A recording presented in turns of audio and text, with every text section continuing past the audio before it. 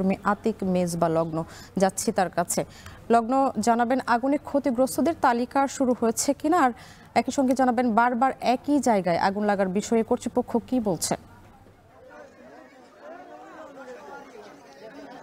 সামনে আমরা কিন্তু কিছুক্ষণ আগেই দুর্যোগ মন্ত্রণালয়ের যে মহাপরিচালক রয়েছেন তার সাথে আমরা কথা বলেছি। তাকে আমরা একই প্রশ্নটা করেছিলাম যে প্রশ্ন আপনি আমাকে করেছেন। উনি কিন্তু একটি বিষয় স্পষ্টভাবে বলেছেন যে বারবার কেন আসলে আগুন লাগছে এখানে। আমরা জানি যে গেল বছরও ডিসেম্বরে দেখেছি বা মার্চে দেখেছি বা চলতি বছরও দেখেছি আরো একবার অগ্নিকাণ্ডের ঘটনা ঘটেছিল। এর নেপথ্যে কোনো নাশকতা বা অন্য কোনো চিন্তা আছে কিনা সেই বিষয়টি পুনরায় দেখা হবে। এবং প্রাথমিকভাবে তিনি বলেছেন যেহেতু পুরো জায়গাটি ধ্বংসস্তূপে পরিণত হয়েছে, এখানে আসলে যারা বাড়ির মালিক এবং একই সাথে যারা ভাড়াটিয়া রয়েছেন তাদের সাথে কথা বলে একটা মাঠ জরিপ সম্পন্ন হবে। এবং আমরা দেখেছি ইতিমধ্যে তারা কিন্তু এখানে মাঠ জরিপ শুরু করে দিয়েছে, কথা বলছেন, তথ্য সংগ্রহ করা শুরু করেছেন এবং এরপরেই তারা নির্দিষ্ট করে বলতে পারবেন আসলে সামগ্রিকভাবে ক্ষতির পরিমাণ কতটুকু। তবে প্রাথমিকভাবে তিনি আমাদেরকে বলেছেন যে তাদের যে প্রাথমিক যে তদন্ত প্রতিবেদন সেখানে আসলে নিজেদের ধারণা করছেন তারা যে এখানে 1500 পরিবার রয়েছে যারা আসলে ক্ষতির মুখে পড়েছে এমন একটি তথ্য দিয়েছে। আমরা যারা স্থানীয় রয়েছে যারা আসলে সর্বহারা হয়েছে তাদের সাথে আমরা কথা বলেছি।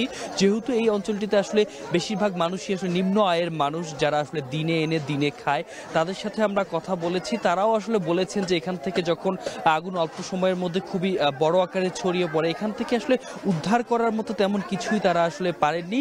তাই একদম সর্বহারা হয়েই কিন্তু আসলে গাছের নিচে রাত্রি যাপন করেছেন এমন একটা কথা বলেছেন। এবং তারা দাবি করছেন যে খুব দ্রুতই যেন তাদেরকে আসলে ক্ষতির পরিমাণ বিবেচনা করে তাদেরকে আসলে ক্ষতিপূরণের আওতায় নিয়ে আসা হয়, সেই দাবিটি তারা করেছেন। এবং একই সাথে আমরা দেখেছি বিভিন্ন স্বেচ্ছাসেবী সংগঠনগুলো তারাও কিন্তু এখানে আসলে সামাজিক সেবামূলক সংগঠনগুলো এখানে তাদের যে কার্যক্রম সেটি পরিচালনা করছে।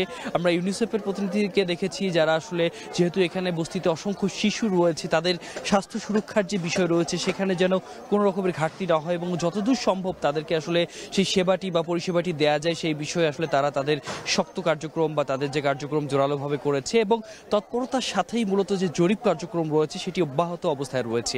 আরেকটি তথ্য দিতে চাই, গতকালকে আসলে রাত 10:30টার দিকে আগুন নিয়ন্ত্রণের সংবাদ আসলো। পুরোপুরি যে নির্বাপনের বিষয়টি সেই তথ্যটি কিন্তু দেওয়া হয়েছে আজকে মূলত 9:30টার সময়, অর্থাৎ দীর্ঘ সময় 16 ঘন্টার প্রচেষ্টার পরে আগুন পুরোপুরি নির্বাপনে এসেছে এমনটি ফায়ার সার্ভিস জানিয়েছে। তবে কোনো হতাহত হয়নি এমন তথ্য কিন্তু আমাদের কাছে এসেছে।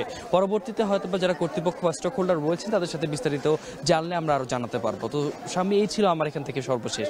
স্বামী, কড়াইল বস্তির আগুনের ক্ষয়ক্ষতি সম্পর্কে বিস্তারিত জানাচ্ছিলেন আতিক মেজবা লগ্ন।